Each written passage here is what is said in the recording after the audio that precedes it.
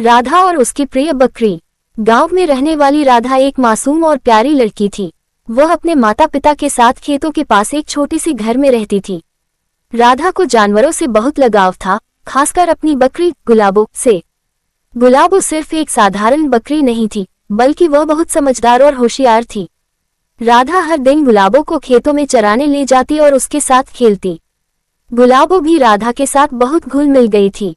वह उसकी आवाज पहचानती थी और जब भी राधा उसे बुलाती, वह दौड़कर उसके पास आ जाती। चालाक बकरी की होशियारी। एक दिन गांव में मेला लगा। राधा बहुत उत्साहित थी और गुलाबो को भी मेले में ले जाना चाहती थी, लेकिन उसकी माँ ने मना कर दिया, बेटा, बकरी को साथ ले जाना ठीक नहीं होगा। वहां बहुत भीड़ होगी, कहीं खो न जाए। राधा उदास हो गई, लेकिन गुलाबो उसकी उदासी को समझ गई। वह हमेशा राधा को खुश देखना चाहती थी। अगले दिन जब राधा स्कूल चली गई, तो गुलाबो ने घर से बाहर जाने का रास्ता खोज लिया। वह अपनी सूझबूझ से फाटक खोलकर गांव की ओर निकल पड़ी।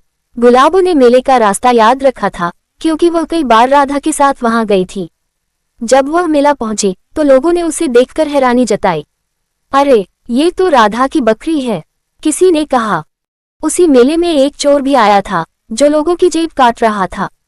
वह बहुत चालाक था और किसी को भी शक नहीं हो रहा था। लेकिन गुलाबो की नजरें तेज थीं। उसने देखा कि एक आदमी धीरे धीरे लोगों की जेबें काट रहा है। गुलाबो ने तुरंत एक तरकीब सोची। वह चुपचाप उस चोर के पास गई और उसकी धोती पकड़ ली। चोर ने उसे भगाने की कोशिश की, लेकिन गुलाबो पीछे हटने को तैयार नहीं थी। उसने जोर जोर से मिमियाना शुरू कर दिया। लोगों का ध्यान गुलाबो की ओर गया। उन्होंने देखा कि बकरी एक आदमी की धोती पकड़े खड़ी है। तभी किसी ने चिल्लाया, अरे, ये तो वही चोर है जो सबकी जेबें काट रहा था। लोगों ने चोर को पकड़ लिया और पुलिस को बुला लिया। पुलिस ने चोर को गिरफ्तार कर लिया और बकरी की होशियारी की तारीफ की। गांव में गुलाबो बनी हीरो।